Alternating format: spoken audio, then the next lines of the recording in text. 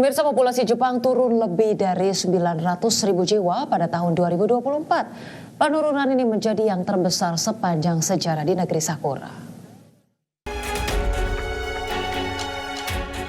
Populasi warga negara Jepang menyusut 908.574 jiwa atau 0,75% pada 2024 menjadi 120,65 juta jiwa. Angka ini menjadi penurunan tahunan terbesar yang pernah tercatat dalam sejarah Jepang. Fenomena ini mencerminkan tantangan demografi yang semakin akut serupa yang dihadapi banyak negara maju dengan tingkat kelahiran rendah. Perdana Menteri Shigeru Ishiba menyebut penurunan populasi sebagai situasi darurat nasional. Pemerintah menjanjikan langkah-langkah strategis termasuk jam kerja fleksibel dan penitipan anak gratis untuk mendorong kelahiran. Sementara itu jumlah warga asing di Jepang justru mencapai rekor tertinggi sejak pencatatan dimulai pada 2013, yakni 3,67 juta jiwa atau hampir 3% populasi. Warga asing berperan penting dalam mengisi kekurangan tenaga kerja, khususnya di sektor manufaktur, perhotelan, dan retail. Data juga menunjukkan hampir 30% penduduk Jepang berusia 65 tahun ke atas, sementara di usia produktif 15 hingga 64 tahun hanya 60%. Adapun Jepang kini menjadi negara dengan populasi tertua kedua di dunia setelah Monaco. Bagi sumber ada Exchange.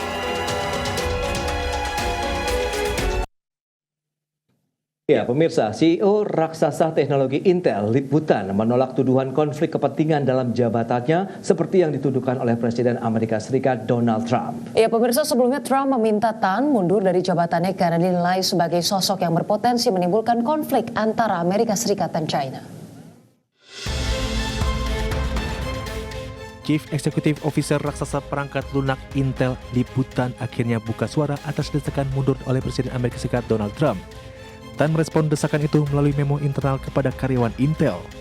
Tan mengklaim selalu berupaya menjalankan kepemimpinan di Intel sesuai standar hukum dan etika tertinggi, serta menolak tuduhan konflik kepentingan. Tan juga menyebut Amerika Serikat merupakan rumah kedua baginya selama lebih dari 40 tahun. Pria kelahiran Malaysia ini juga menegaskan banyak informasi yang beredar terkait investasi di China merupakan misinformasi. Tan menuturkan dirinya berkomitmen penuh terhadap keamanan nasional Amerika Serikat dan siap bekerjasama dengan perintahan untuk memastikan fakta yang sebenarnya. Sebelumnya Trump melalui unggahannya di media sosial menyebut Lip Butan harus segera mundur dari jabatannya, itu karena keberadaan Tan sebagai sosok yang rawan menimbulkan konflik. Namun demikian, Trump tidak menyebut konflik kepentingan yang dimaksud. Namun kuat dugaan pernyataan Trump agar Tan mengundurkan diri muncul. Usai senator dari Partai Republik Tom Cotton mengisyaratkan keterkaitan Tan dengan sejumlah perusahaan di China, termasuk perusahaan yang berafiliasi dengan militer China. Berbagai sumber untuk ID Action.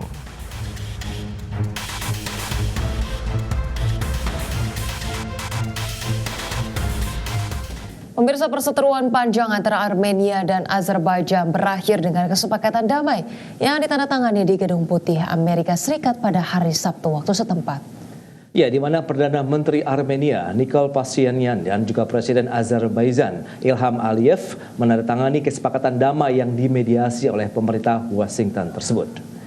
Dalam konferensi persnya, Presiden Amerika Serikat Donald Trump menyampaikan bahwa Armenia dan Azerbaijan telah berkomitmen untuk perdamaian abadi setelah konflik selama beberapa dekade terakhir yang disambut baik oleh Iran dan negara-negara barat. Bahkan Pashinyan dan juga Aliyev menilai Trump seharusnya mendapatkan hadiah Nobel perdamaian setelah berhasil melakukan negosiasi damai antar kedua negara. Dilansir kantor berita AFP, kesepakatan tersebut nantinya mencakup pembentukan koridor transit yang melewati Armenia untuk menghubungkan Azerbaijan dengan eksklavenya Nakhchivan sebagai tuntutan lama dari pemerintah Azerbaijan. Di sisi lain, Amerika Serikat akan memiliki hak pengembangan untuk kawasan koridor yang dijuluki rute Trump untuk perdamaian dan kemakmuran internasional di wilayah strategis dan kaya sumber daya tersebut.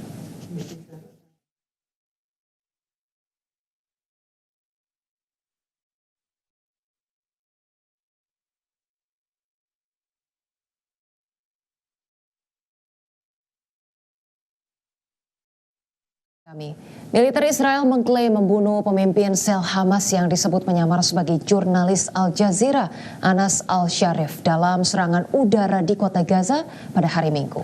Ya, namun demikian klaim tersebut dibantah keras oleh Al Jazeera dan kelompok jurnalis Palestina.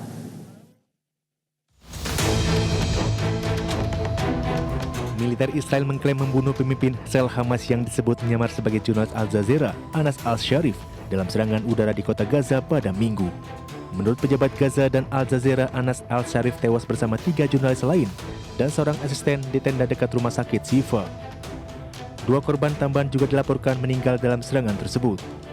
Militer Israel menuduh al-Sharif memimpin sel Hamas yang melancarkan serangan roket terhadap warga sipil dan pasukan IDF. Sementara itu, Al Jazeera dan kelompok jurnalis Palestina mengecam tindakan ini, menyebut tuduhan Israel tidak berdasar. Pelapor khusus PBB Irene Khan dan Komite Pelindungan Jurnalis sebelumnya telah memperingatkan ancaman terhadap nyawa al-Sharif. Beberapa menit sebelum tewas, ia menulis di X bahwa kota Gaza dibombardir intensif selama 2 jam. Adapun Hamas menilai pembunuhan ini bisa menandai dimulainya serangan baru Israel. Perdana Menteri Benjamin Netanyahu telah berjanji menghancurkan basis Hamas di Gaza di tengah krisis kelaparan setelah 22 bulan perang. Kantor media pemerintah Gaza menyebut 237 jurnalis tewas sejak konflik dimulai pada Oktober 2023. Berbagai sumber untuk ID Action. Gelombang unjuk rasa menolak agresi dan rencana Israel untuk menduduki wilayah Gaza secara penuh terus berlangsung di sejumlah kota besar di dunia. Sementara di Inggris, polisi menangkap lebih dari 400 pengunjuk rasa pro-Palestina.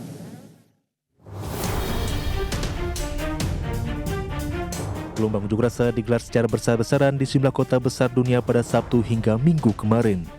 Para pengunjuk rasa mengutuk agresi Israel dan menolak rencana Israel untuk menguasai wilayah Gaza secara penuh. Unjuk rasa pro-Palestina digelar antara lain di Paris, London, Madrid, Amsterdam, Seoul hingga Berlin. Para demonstran menyatakan dukungan terhadap rakyat Palestina, serta menyuarakan gencatan senjata segera dilakukan dan pengiriman bantuan kemanusiaan di jalur Gaza diperluas. Para pengunjuk rasa mendesak pertanggungjawaban pemerintah Benjamin Netanyahu atas pembantaian yang dilakukan serta pendudukan terhadap wilayah Palestina dan mengutuk genosida yang sedang berlangsung di jalur Gaza. Sementara itu, kepolisian London telah menangkap hingga lebih dari 400 orang pengunjuk rasa pendukung Palestina yang tergabung dalam kelompok Palestine Action serta para simpatisan kelompok tersebut. Kepolisian Metropolitan mengatakan 466 demonstran telah ditangkap di Parliament Square pada Sabtu malam waktu setempat. Pengunjuk rasa ditangkap karena menunjukkan dukungan terhadap Palestine Action berdasarkan Undang-Undang Terorisme tahun 2000. Keanggotaan atau dukungan terhadap Palestine Action merupakan tindak pidana yang dapat dihukum hingga 14 tahun penjara. Berbagai sumber untuk ID Action.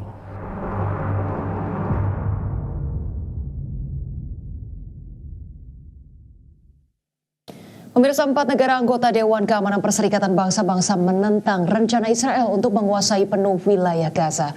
Sementara itu, Amerika Serikat justru menyebut Hamas sebagai biang kekacauan di wilayah Gaza. 4 dari 5 anggota tetap Dewan Keamanan PBB mengecam rencana Israel untuk menguasai total wilayah Gaza. Hal tersebut terungkap dalam pertemuan darurat yang digelar pada hari Minggu kemarin waktu setempat.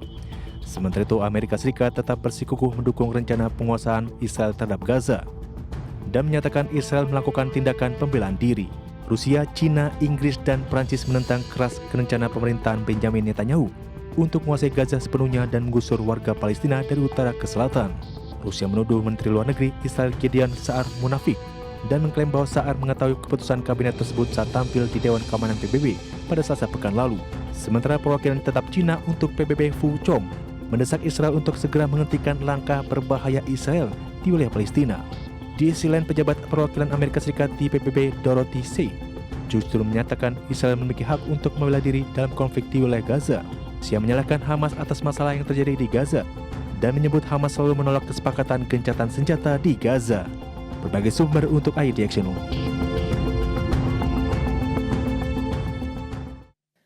Perdana Menteri Australia Anthony Albanese memastikan Australia akan menyatakan pengakuan terhadap negara Palestina dalam sidang Majelis Umum PBB ke-80 pada September mendatang. Rencana tersebut diumumkan Albanese dalam pernyataan usai rapat Kabinet Pemerintah Australia hari ini.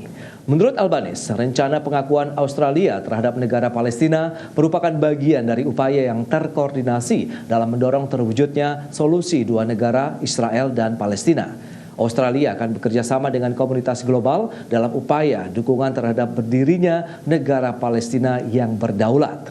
Dengan bergabungnya Australia, maka secara keseluruhan telah terdapat 147 negara yang mendukung berdirinya negara Palestina yang berdaulat. I can confirm that at the 80th session of the United Nations General Assembly in September, Australia will recognise the state of Palestine. Australia will recognise the right of the Palestinian people to a state of their own, predicated on the commitments Australia has received from the Palestinian Authority. We will work with the international community to make this right a reality. Australia is making this statement today following our Cabinet meeting as part of a coordinated global effort building momentum for a two-state solution.